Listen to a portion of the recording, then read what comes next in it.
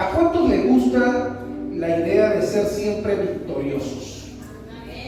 ¿Ha participado usted alguna vez en un torneo, en un campeonato, en alguna carrera, cuando era más joven? Y cuando uno participaba en esto, ¿qué era lo que uno quería hacer? Ganar. Diga conmigo, ganar. Sobre todo cuando éramos jóvenes. Su servidor les he contado que cuando era muchacho me encantaba correr, pero no porque me persiguieran. Me encantaba correr, me encantaba la parte de los maratones, era relativamente bueno. Logré algunas victorias, algunos trofeos, algunas medallas. Mi hijo jugaba con ellas cuando estaba pequeño, por ahí tenía algunas todavía. Le gustaba tomarse las fotos para que fuera como si él hubiese ganado. Yo se las prestaba. Y practicar un deporte o practicar cualquier cosa en la vida, obviamente nosotros queremos ser victoriosos, queremos alcanzar el éxito en lo que hacemos. Por eso hoy quiero hablarte de principios para una vida victoriosa. Terminamos el mes de las primicias. Durante el mes de las primicias resalté mucho la palabra principios. Y hoy quiero hablar otra vez de un principio, pero de los principios que hay para tener una vida llena de la victoria en nosotros, para alcanzar el éxito en nuestros sueños y en nuestros proyectos. ¿Hay alguno interesado en aprender hoy? ¡Sí! ¡Qué bueno! Hebreos capítulo 12, por favor. Carta a los Hebreos capítulo 12. Antes les he enseñado que no se sabe quién es el autor del libro de Hebreos. Algunos atribuyen esta carta a Pablo, pero no hay una certificación completa de que Pablo sea el autor de esta carta. Pero así que vamos a hablar del autor o el escritor del libro de Hebreos, capítulo 12, verso 1 y verso 2. Voy a leer en la NBI, la nueva versión internacional. Es muy parecida a la Reina Valera, pero algunas palabras más simples. Dice así la palabra del Señor. Leo a favor de todos ustedes en el nombre del Padre, en el nombre del Hijo y en el nombre de su Santo Espíritu. Por tanto, nosotros también, teniendo en derredor nuestro tan grande nube de testigos, despojémonos de todo peso y del pecado que tan fácilmente nos enreda, y corramos con perseverancia la carrera que tenemos por delante. Verso 2. Puesto los ojos en Jesús, el autor y consumador de la fe, quien por el gozo que tenía por delante sufrió la cruz, menospreciando el oprobio, y se ha sentado a la diestra del trono de Dios. Dígame conmigo. ¿De qué depende el éxito en la vida? Quiero invitarle a que hoy, si quiere tomar nota, maravilloso. Recuerde que a las 6 de la tarde ya la prédica estará subida en YouTube, en el canal personal del pastor Frank Vargas, para que usted la vuelva a ver, la pueda compartir, para que pueda agregar a alguien a quien usted quiera que este mensaje le llegue. ¿De qué depende el éxito? Y esta es una pregunta muy frecuente, mis queridos hermanos, sobre todo para aquellos que sueñan en alcanzarlo. Hoy día hay mucha gente en las redes sociales ofreciendo cómo alcanzar el éxito. Hoy hay nombres nuevos, se me fueron los nombres de la gente que trabaja en internet en estas áreas. ¿Me ayudan? Coach. Hay otro más que he escuchado nombrar. Influencer. En realidad la mayoría de esa gente no entiende, pero como la gente empieza a seguirlos porque hablan bonito, dicen algunas cosas bonitas, pues, y la desesperación que existe en medio de la gente por alcanzar el éxito, en un mundo que hoy día está tan vacío de estudio y de contenido. Estamos en una generación de este nuevo siglo donde, con todo el respeto, nadie se me ofenda, pero en una generación donde la estupidez es muy valorada y las cosas valiosas e importantes son despreciadas. Estamos en una generación con muchos problemas. Así que para las próximas generaciones, pues, Dios nos agarre confesado, dijo alguien por ahí, porque las cosas no pintan muy bien. Y la gente está desesperada en alcanzar el éxito, a la medida que sea, a la forma que sea. Según algunos, explicar los fracasos resulta más fácil que explicar cómo alcanzar el éxito. Es una realidad, mis amados, indiscutible, que el éxito no se consigue por arte de magia, sino que es el resultado de aplicar ciertos principios a nuestra vida. Esto es aplicable en todas las cosas de lo profesional, es aplicable en el tema de los estudios. Cuando la persona descubre los principios, cómo desarrollarlos, empieza a tener éxito en lo que hace. Cuando servimos a Dios, trabajamos para Dios y somos cristianos, el principio trabaja en lo mismo. Tenemos que descubrir aquellas cosas que hacen prosperar nuestro camino. Al meditar en la palabra de hoy, en lo que el Señor nos regala con el autor en Hebreos capítulo 12, mis amados, descubrimos algunos principios de cómo vivir una vida victoriosa. Yo quiero resaltarlos porque el autor nos traslada a ese tiempo, a la gente que estaba en ese momento y a los de este momento, nos transporta allí a esos tiempos antiguos, hablando de las carreras, hablando del maratón, hablando de las cosas que se quieren obtener en la vida. En más de una ocasión, mis amados, en la Biblia se compara la vida cristiana con una prueba de atletismo, una vida que supera la adversidad, que avanza a paso firme y que resiste la tentación. Es una vida que empieza en Cristo y que por supuesto terminará un día en Cristo también, arriba en los cielos. Quiero hablarle por lo menos de 4 principios que van a ayudarnos a tener una vida victoriosa o una vida de éxito. Digan conmigo: inspiración. El primer principio que quiero compartir rápidamente con ustedes es el principio de la inspiración. En la primera parte del verso 1, el autor del libro de los Hebreos escribe: por tanto, nosotros también, teniendo alrededor nuestro tan grande nube de testigos. Quiero hacerte una pregunta. ¿Qué sentirías y qué harías si la persona que más admiras en el mundo hoy estuviera frente a ti? Piensa solamente por un momento. De las personas que más admiras en el mundo y hoy estuvieran delante de ti, ¿qué harías? Y es bueno tener claro esto porque la motivación siempre va a jugar un papel muy importante en nuestras vidas. Si queremos llegar lejos, necesitamos estar inspirados y motivados para alcanzar las metas que nos establecemos en la vida. Es a través de la motivación que un buen día un grupo de hombres sin Dios decidieron construir la Torre de Babel, la cual iba a llegar hasta el cielo, ¿lo recuerdan? Y es a través de la motivación que Nehemías decidió reconstruir los muros de Jerusalén. Es también a través de la motivación que Don Quijote de la Mancha salía día tras día para conquistar los reinos, para entregárselos a su hermosa Dulcinea. Para los que leen un poquito. Pues bien, el escritor de los Hebreos, mis queridos hermanos, presenta 3 fuentes de inspiración o motivación al creyente que son aplicables para la gran nube de testigos a nuestro alrededor. Mírenme, usted y yo debemos entender que la inspiración y la motivación es clave para el éxito en la vida.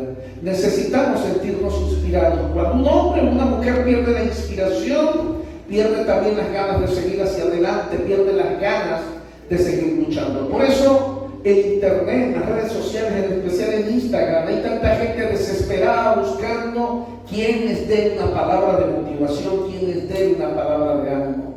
Pero la motivación no es algo que se maneja de manera independiente.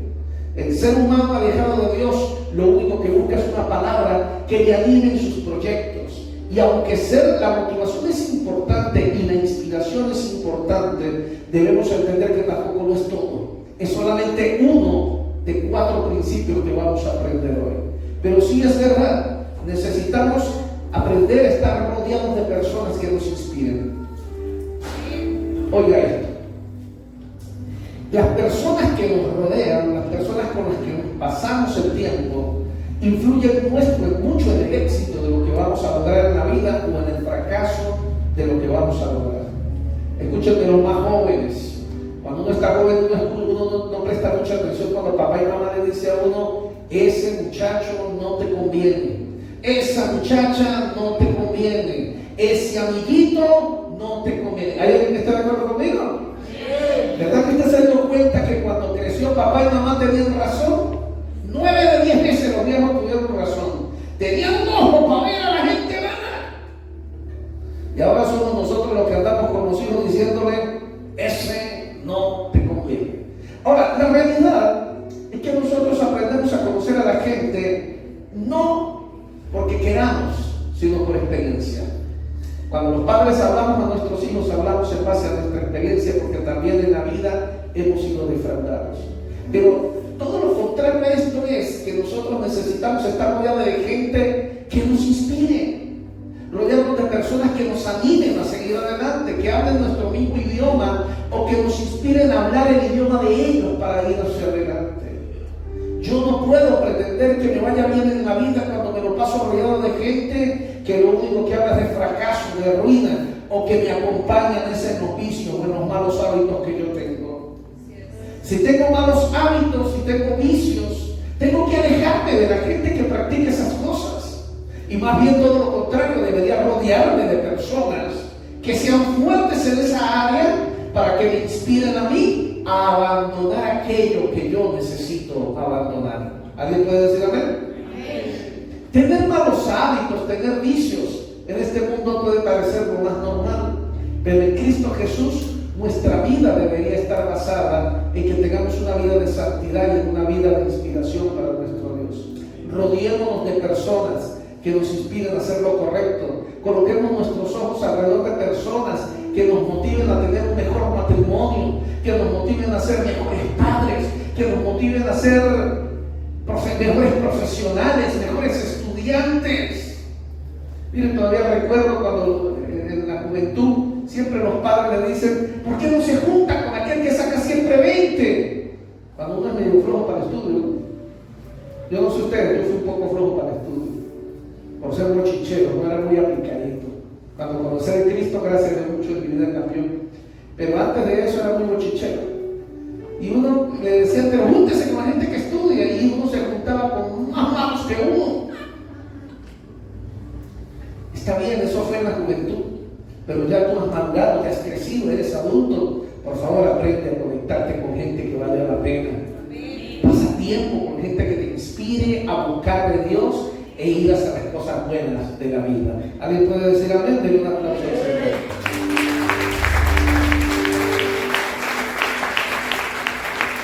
Segundo principio del que quiero hablar rápidamente en esta mañana, el principio de la autorrenunciación. Diga autorrenunciación.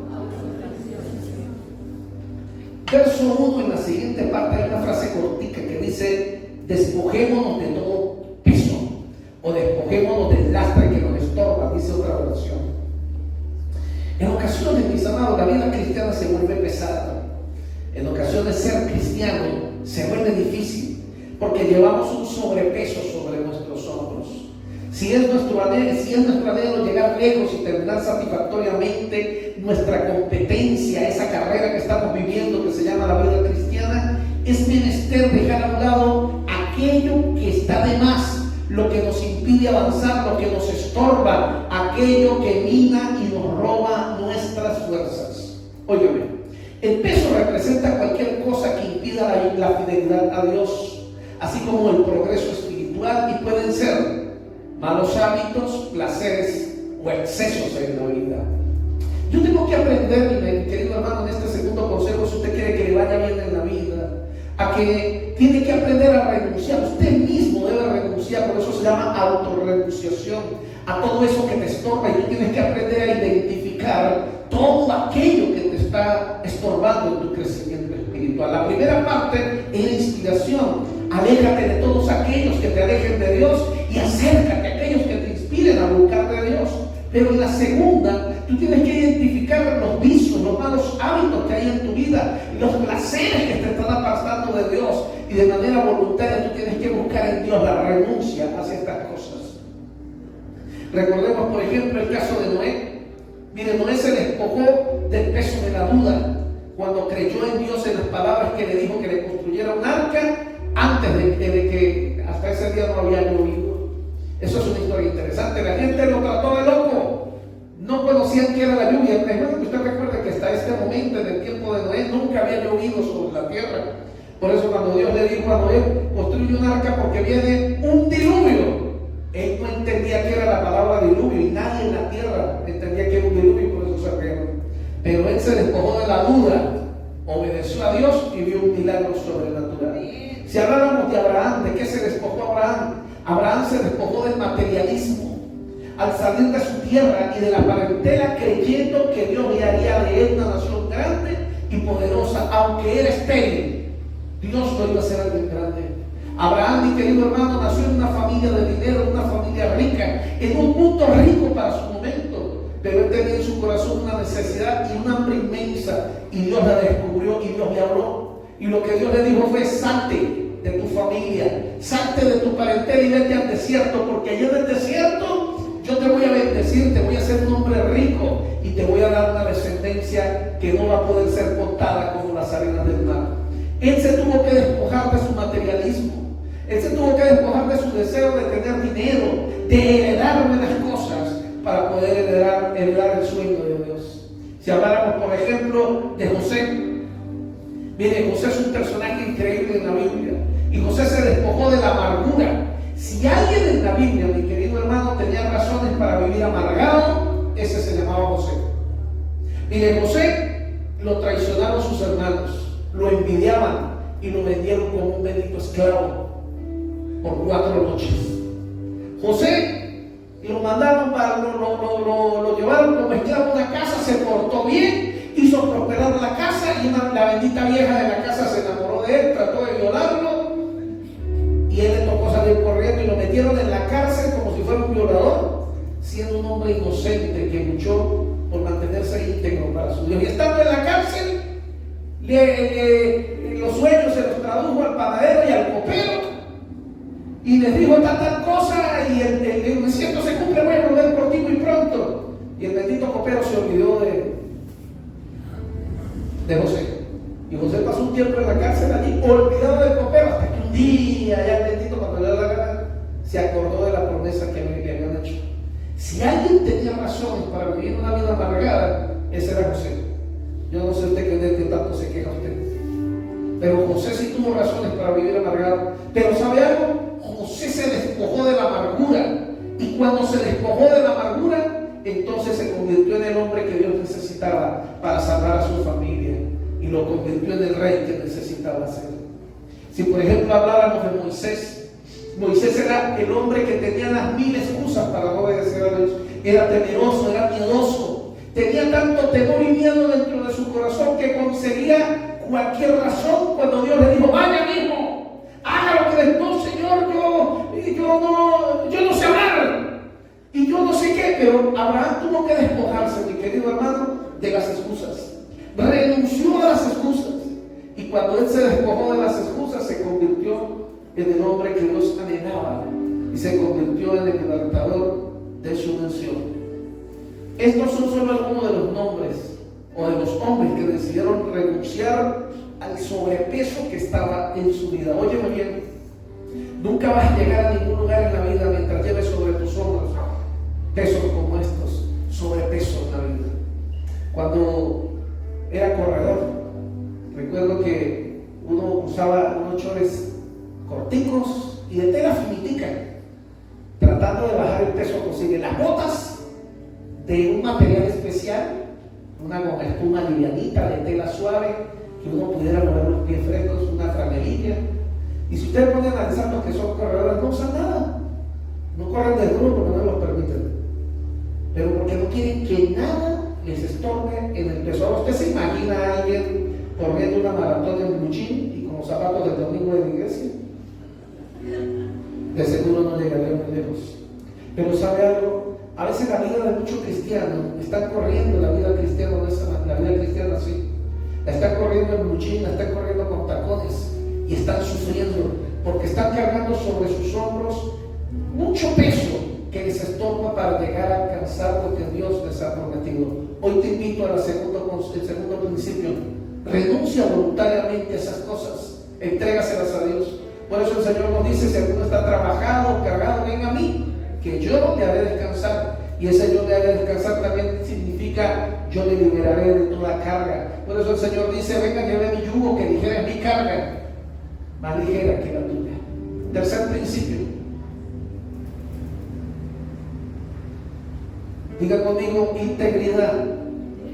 No le escuché, diga integridad. Si me lo pueden mejorar. El final del verso 1 dice: y del pecado que tan fácilmente nos enreda. Si lo pueden ver ahí en el verso 1, ¿verdad?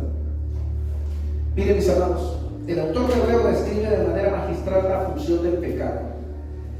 ¿Qué es lo que hace el pecado? El pecado enreda al creyente en la inmundicia. El pecado es como un pantano: mientras más te mueves, más te hundes. El pecado, mis amados, dijo alguien, el pecado no tiene brazos, pero nos aprisiona. El pecado no tiene pies, pero llega muy lejos. El pecado no tiene cuerpo, pero se hace presente. El pecado no tiene peso, pero te lastima. Mis queridos hermanos, esta descripción del pecado que está al acecho nos hace pensar que aquel francotirador que está escondido en la película, esperando a que alguien saque medio la cabeza para volársela. Así es el pecado, esperando que tú te descuides para amarrarte y enredarte y alejarte de Dios. Mi querido hermano, hay tres aspectos importantes que hay que considerar cuando hablamos del pecado. Primero, el pecado afecta a nuestro cuerpo, el pecado nos enferma, el pecado afecta a nuestros sentidos y nuestro cuerpo se ve afectado cuando vivimos por el pecado. Muchos de nosotros envejecemos antes de tiempo porque hemos llevado una vida de pecado.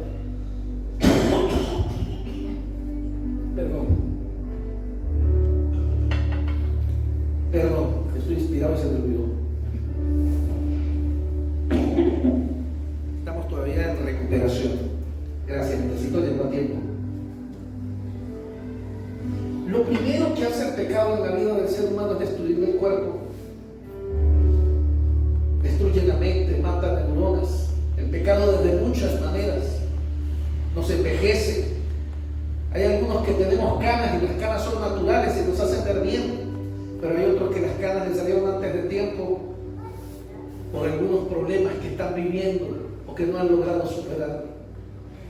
El pecado también destruye la moralidad del ser humano, es decir, destruye el alma, destruye las relaciones personales. Cuando vivimos el pecado destruye el matrimonio, el pecado destruye la relación con los hijos, el pecado destruye la relación de la amistad. Hay mucha gente que no puede tener buenos amigos porque el pecado ha destruido esa capacidad de poder relacionarse.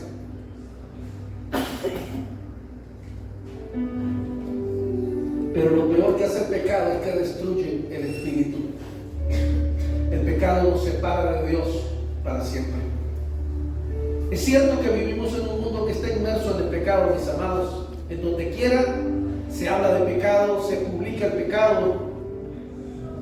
Y el pecado está a la orden del día de diferentes formas, tamaños y diferentes gustos.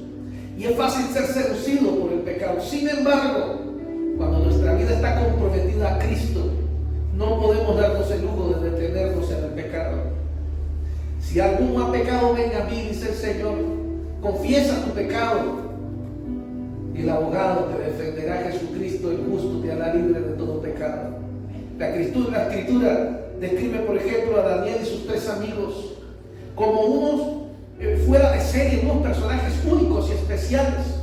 No se rebajaron a las normas del mundo a pesar de que los amenazaron de muerte. Tú y yo necesitamos entender que nuestra vida tiene que vivirse al margen de las reglas que establece este mundo. Nosotros debemos vivir bajo las reglas de Dios, bajo las reglas de la palabra del Señor. No podemos vender nuestros principios, no podemos vender lo que Dios ha colocado en nuestro corazón. Óyeme bien, mi querido hermano, si tú has conocido la verdad de Cristo, tienes que entender que no puedes dejar que el pecado te gobierne. Desde el pecado más simple, vendiendo tus principios para que el diablo tarde o temprano te va a avergonzar.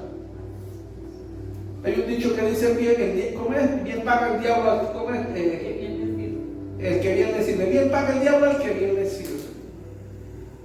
Usted debe entender que cuando usted y yo nos olvidamos de Dios y llevamos una vida viviendo en pecado, ese mismo diablo que nos hace la fiesta y que nos acomoda el camino para que vivamos una vida apartada de Dios, es el mismo diablo que pasado mañana va a sacar a la luz todo y te va a avergonzar y te va a destruir. Dios no saca a la luz nuestro pecado para destruirnos, Dios saca a la luz nuestro pecado para que nos arrepintamos y volvamos nuestra vida hacia Él. Pero si nosotros no dejamos que Dios saque nuestro pecado y lo exponemos, Satanás tarde o temprano lo sacará al público para destruirnos y para avergonzarnos. Si habláramos del joven José, José prefirió, mi querido hermano, huir desnudo por las calles, pero guardar su integridad. La bendita vieja se le aparece, y yo creo que la vieja no era tan fea. Aparte de eso, hay un dicho popular que dice que no hay mujer fea. Lo que hay son varios pichines. O que no hay mujer fea si no falte plata.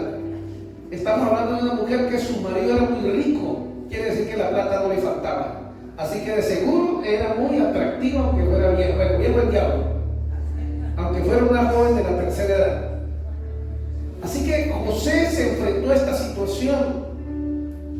Y José prefirió saltar por la ventana, y la mujer lo quería agarrar tanto que le arrancó las ropas mientras él corría. Y tuvo que correr desnudo por las calles, vivir la vergüenza de andar desnudo y mucho más, vivir la vergüenza de que lo metieran en la cárcel por supuestamente intentar violar a esta mujer. Pero él prefirió ir a la cárcel y guardar su integridad en Dios de lo que era correcto y lo que está bien. Yo me pregunto, ¿cuánto cristiano hoy día vende su integridad por 5,000 pesos, por 10,000 pesos, por cualquier cosa en su trabajo, por cualquier cosa en sus negocios? ¿Dónde está tu integridad en el Señor? ¿Dónde está tu temor a Dios en lo que haces? Al igual que Daniel, que sus 3 amigos, y al igual que José, ¿cuál es el precio que estamos dispuestos a pagar por creer en el Dios que creemos? Y muchos de nosotros tal vez no estamos dispuestos. Recuerde siempre que el diablo va a mover cualquier herramienta a nuestro alrededor simplemente para destruirnos, y aún en medio de la necesidad más va a actuar en cosas simples como te montas en el transporte público, entregas 5,000 pesos y el hombre de la buseta te da vueltos de 50,000, y lo peor es que gritas aleluya, gloria a Dios, esto viene de Dios porque yo estoy necesitando platicar. Y en tu ignorancia no te das cuenta que el diablo te montó una trampa y que eres un ladrón porque te quedaste con los vueltos que no te pertenecen. Y los ladrones no heredarán el reino de los cielos. Así es. ¿Cuántas veces de repente uno va a una tienda? Me ha pasado muchas veces. Entrego el billete, hoy día son puros dólares, podemos pagar los pesos, y le dan a uno más los vueltos. Me ha pasado muchas veces. A veces en un restaurante o en cualquier lugar va a pagar uno y le dan vueltos de más, y yo digo a la persona, digo, creo que se equivocó. No, señor, ¿cómo me voy a equivocar? Cuente bien, yo no me estoy robando. No es que me está robando, es que me está dando de más. Y le doy a la gente que, ¿cómo así? Ay, señor, disculpe, no agarre lo que es suyo. Yo no necesito que me dé lo que no me pertenece, déme lo que me pertenece, más nada. Y la gente queda como sorprendida. Yo no sé por qué la gente se sorprende porque alguien les devuelva dinero. ¿Será que hay muy pocos cristianos que hacen eso? Yo me pregunto solamente esto. ¿Cómo están los principios del pueblo de Dios? Y estos son solo algunos ejemplos de integridad y de santidad probados en el fuego de la vida.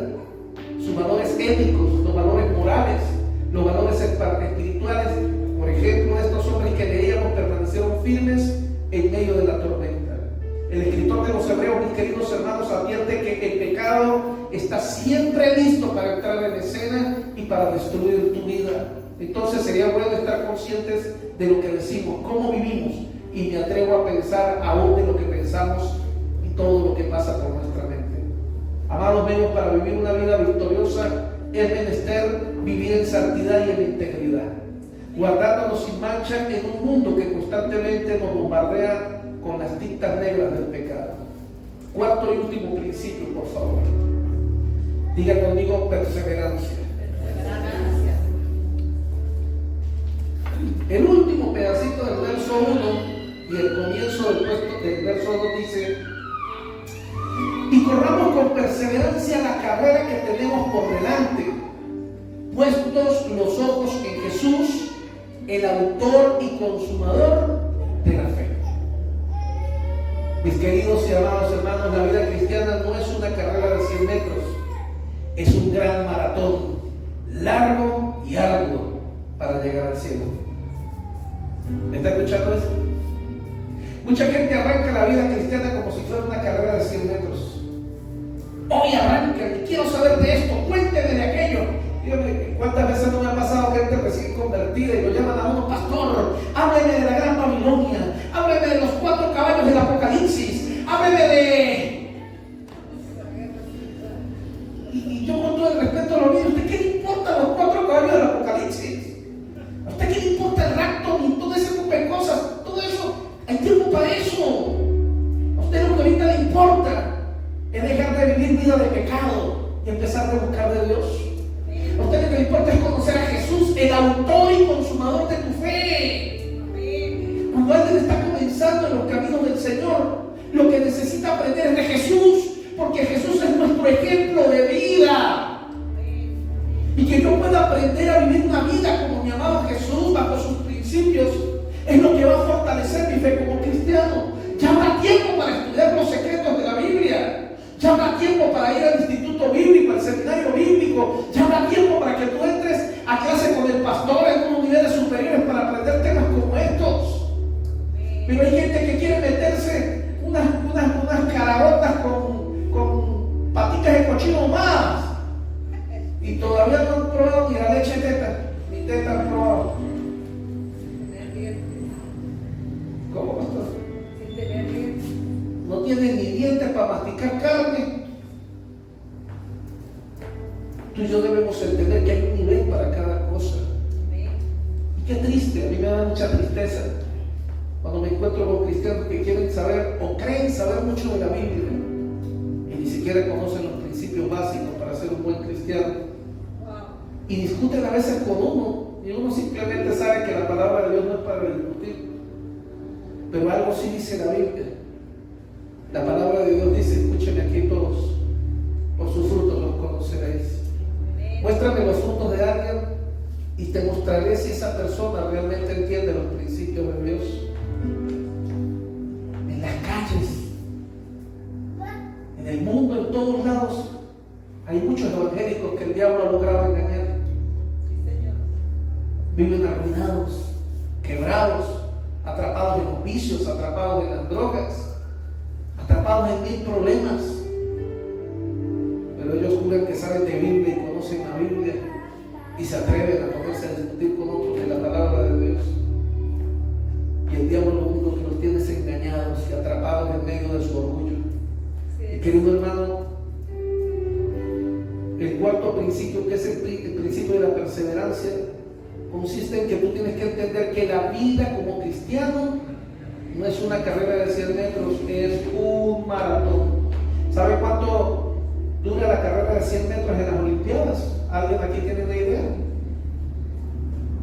Los que han visto las Olimpiadas, la carrera de 100 metros, todavía el hombre más rápido del mundo es Bolt. ¿O hay otro más rápido ahorita? Creo que Bolt todavía es el más rápido, el jamaiquino, ¿no? ¿Hay otro? Hay dos, y desconectado. El tipo corre, yo sé que ese corría los 100 metros en 9.8, creo que era 9.7 segundos. Imagínate una carrera de menos de 10 segundos. Pero ¿sabe cuánto dura un maratón? Que son 41 kilómetros, 42 kilómetros. ¿Ah? Horas. Horas. Y luego viene la media maratón, que son 21 kilómetros. Y están los 10K y los 5K, y ahí eso ya es moderno. Eso no está en las cuentas, pero ahora somos todos modernos, ahora son 10K y 5K. Pero eso no es de verdad, las verdaderas son media maratón y maratón entero. ¿Sabes algo? La vida como cristiano no es algo que dura 10 segundos, no es cuestión de que hoy te pares, pegues 4 gritos al cielo y que te vas a ir para el cielo mañana. Qué bonito sería. Yo el otro día lo analizaba, ¿no? Qué bonito sería que cuando uno conozca de Cristo uno se muera una vez y se vaya para el cielo. Oiga, que no me malinterprete. Pero imagínense que usted ore por una persona, la persona confiesa a Cristo como su Salvador. ¿Para dónde se va? Y se murió. ¿Para dónde va? Al cielo. 100% garantizado. Pero sucede que así no es la vida como cristiano. uno recibe a Cristo como su Salvador, llora un rato, se emociona, al rato vuelve a la casa, donde está la familia uno esperándole para darle mala vida, los hijos a pedir, la mujer a pelear, el marido a pelear, luego te vas para el trabajo, en el trabajo no te quieren pagar bien, no te botan, luego en la carretera te toca montarte en una buseta, en un taxi o el carro se te apagó, y luego al otro día no había suficiente para la harina, y espero que llegue otra vez el sábado o el domingo para medio agarrar un poquito de corriente para sentirte otra vez feliz, y empiezan a pasar semanas, meses y años, un día te cae, otro te levantas, y ¿qué garantía hay de que te vas a ir para el cielo? Ah, no, Señor, Dios me lo prometió. No es que Dios te prometió, pero con esas altas y bajas, Dios quiere que te agarre confesado el día que te llame. Si uno se muriera el día que confiesa a Cristo como su Salvador, 100% de garantía, no vamos para el cielo. Eso sería una carrera de 100 metros. Pero para irse para el cielo, mi querido hermano, es una vida larga. Yo les he contado sobre mi hermano. Mi hermano toda la vida vivió una vida de soledad. Un día llegó, se quedó en la casa, lo dejamos allá en la iglesia, en el lugar donde hacíamos los retiros. Estuvo parado por un lado escuchando todas las clases del retiro, y un día cuando nos veníamos, yo me quiero bautizar, la otra hermana usted dijo que va a hacer bautizo, ¿me puedo bautizar? Yo, si usted quiere bautizar, sí, yo quiero arrancar mi vida otra vez. Y vino, se bautizó, nos tomamos la foto, la asignada encima se murió. Pero no es eso la parte importante. Yo recuerdo a mi madre que está aquí. Obviamente mi carga era por mi mamá y obviamente también por mi papá, porque considero, Dios me ha guardado y Dios me guarda, que el dolor más grande que debe existir en la vida es perderme. Creo que debe ser así, y Dios me guarde a mí y me guarde a ustedes vivir ese dolor. Pero recuerdo que le pregunté a mi mami, mamá, ¿cómo te sientes? Y me dijo, muy bien. Tal vez ella ni se acuerda, pero yo sí me acuerdo. Me dijo, me siento bien. Yo, ¿cómo así, mami? Me dijo, sí, porque por primera vez sé dónde está mi hijo. ¿Está entendiendo a lo que me refiero? ¿Qué tal si nosotros pudiéramos aprender en la vida sobre esto? Si queremos tener éxito en la vida, mis queridos hermanos, necesitamos perseverancia. Necesitamos paciencia. Necesitamos aprender que la vida cristiana es una carrera larga, que debemos aprender a llevarla con calma en una buena relación con Dios. Yo no puedo dejar que hoy me emociono, hoy pego 4 gritos, mañana otra vez me desanimo. Y por eso incluye los 4 principios que tú tienes que aplicar en tu vida, no uno solo. Todo depende de esa relación que tú puedas tener en todos los aspectos. El éxito, mis queridos hermanos, no depende de cuántas energías arrancamos la vida como cristianos, sino cómo podamos permanecer para el día en que Él nos llame para estar delante de su presencia. El éxito en la vida cristiana no depende de qué tanto hiciste cuando comenzaste. El éxito en la vida cristiana consiste en lo que logres y hayas logrado el día en que partas delante de su presencia. Puedes haber arrancado muy mal en tu vida como cristiano. Puede que tu vida hasta hoy haya sido una vida desbaratada, vuelta a nada. Tal vez tu vida haya sido sin sentido hasta el día de hoy, hayas estado perdido. Tal vez hasta el día de hoy tu vida ha sido de un desorden. Y tal vez dices, mi vida no tiene futuro. Déjame recordarte, tu relación con Dios no depende de lo que ha llegado hasta hoy, sino de lo que puedas hacer a partir de hoy. Porque la vida cristiana, si hoy estás con vida, quiere decir que aún hay una oportunidad. Si Dios hoy te ha permitido vivir a pesar de todas las situaciones que has vivido, quiere decir que aún hay chance para cambiar, aún hay chance para corregir las cosas en nuestra vida, aún hay chance para cortar ataduras que nos están amarrando y cambiar nuestra vida hacia una mejor vida. Aún hay chance para ser un mejor esposo, aún hay chance para ser una mejor esposa, aún hay tiempo para ser un mejor hijo, para ser un mejor papá, una mejor mamá. Pero hoy te tienes que parar firme, entender que tienes que cambiar, que tienes que corregir y empezar a vivir bajo los principios de Dios. No puedes seguir viviendo una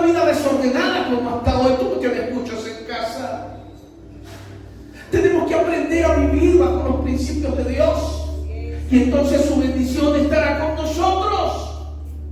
Y sea que Dios me regale o te regale más años de vida, amén. Y sea que Él te llame antes del tiempo, pues amén también. Pero que el día que Él nos llame, nos agarre estando prensados de su presencia. Que el día que Él nos llame no nos agarre en una de esas descargaditas que nos andamos escuchando. Que el día que Él nos agarre no nos agarre con una de esas borracheritas que nos echamos de vez en cuando. Que el día que Él nos llame no nos agarre con esa canita al aire echándola por ahí. O con la lengua alborotada, dándole a la lengua, criticando, chismeando, maldiciendo. Nuestra vida como cristianos debe ser una vida diaria de búsqueda y de aprendizaje. Tienes el privilegio de pertenecer a una iglesia. Tienes el privilegio de tener un Dios hermoso y maravilloso, de tener pastores. Déjate ayudar y vamos juntos a luchar por tener una mejor vida como cristianos. Amén. Colócate en pie, por favor. Vamos a darle gracias al Señor. Dios me lo bendiga.